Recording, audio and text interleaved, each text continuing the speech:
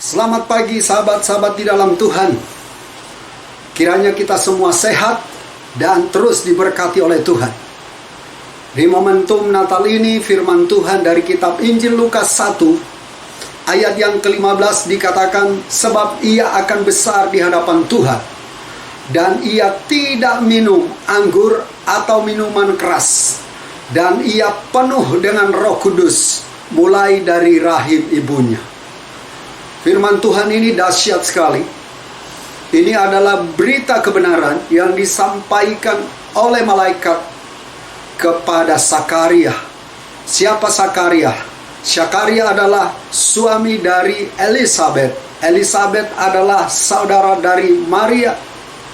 Dan ini luar biasa. Firman Tuhan ini disampaikan karena Elisabet yang tadinya mandul.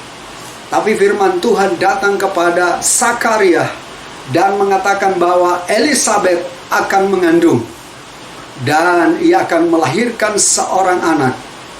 Dan anak itulah yang disebut Yohanes Pembaptis. Dikatakan di bagian terakhir sangat menarik bahwa anak itu penuh dengan Roh Kudus sejak dalam kandungan ibunya atau di dalam rahim ibunya. Ini hebat sekali. Rupanya Roh Kudus tidak pernah dibatasi dengan keadaan ataupun situasi apapun. Bahkan bayi di dalam kandungan pun sudah penuh dengan Roh Kudus. Kalau Roh Kudus atau Tuhan mau. Dan ini luar biasa. Karena itu kesempatan bagi kita sahabat-sahabat di dalam Tuhan untuk kita mulai hidup penuh dengan Roh Kudus, penuh dengan kuasa Allah untuk menghadapi setiap kesulitan demi kesulitan, pergumulan demi pergumulan, agar kita boleh menjadi kuat, agar kita boleh hidup menyenangkan hati Tuhan, agar kita boleh hidup takut akan Dia, agar kita tidak terjerumus atau hidup di dalam dosa, tapi hidup di dalam kebenaran. Karena itu pastikan kehidupan kita terus dituntun, dipimpin oleh Roh Kudus, karena Roh Kudus juga memenuhi kehidupan kita. Sahabat-sahabat di dalam Tuhan, kalau kita boleh melihat bukti Yohanes Pembaptis di dalam kehidupannya setiap hari, dia benar-benar menghadapi situasi yang banyak mengalami kesulitan. Yohanes Pembaptis bahkan terus hidup menyenangkan hati Tuhan, takut akan Tuhan. Dia menentang namanya dosa. Dia menentang yang namanya kehidupan yang tidak benar. Bahkan dia berani menegur Herodes. Sampai ending ceritanya, Yohanes Pembaptis akhirnya harus dipancung karena Herodes juga. Dan ini luar biasa. Seorang yang penuh Roh Kudus, dia tidak akan pernah takut dengan apapun juga. Bahkan kematian sekalipun, dia tidak pernah takut. Kita ingat seorang yang penuh dengan Roh Kudus juga, Stefanus. Bahkan dia sampai dirajam batu. Dia sampai mati karena Kristus. Demikian juga kita sahabat-sahabat di dalam Tuhan.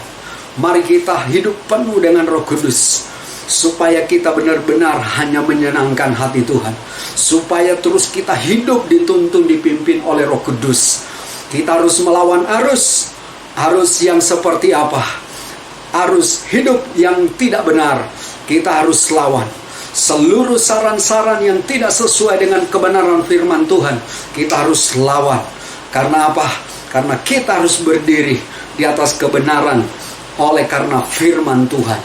Karena itu jangan takut dengan apapun juga. Belajar berani seperti Yohanes Pembaptis, penuh Roh Kudus sejak dalam rahim ibunya. Dan saya yakin Tuhan juga penuhi kita sahabat-sahabat di dalam Tuhan dengan rohnya yang luar biasa. Alkitab berkata, jika Allah di pihak kita, siapa lawan kita? Stefanus tidak menyerah. Stefanus hanya memproklamirkan nama Tuhan Yesus Kristus, sekalipun dia harus kehilangan nyawanya karena Tuhan. Dia harus mati di rajam batu karena Kristus. Demikian juga kita Jangan menjadi orang Kristen atau orang percaya pengecut yang menyangkal Tuhan, yang meninggalkan imannya karena hal-hal dunia ini, hal-hal duniawi, bahkan juga hal-hal yang memuaskan keinginan daging kita. Tapi biarlah kita berdiri teguh, kokoh, dan tinggal di dalam kuasa Roh Kudus. Kiranya Tuhan Yesus terus mengurapi kita, dan kita terus hidup penuh dengan kuasa Roh Kudus. Mulai hari ini, seterusnya, sampai kita dipanggil oleh Tuhan, kita tetap hidup penuh dengan kuasa Roh Kudus dan hidup di dalam kebenaran yang sejati.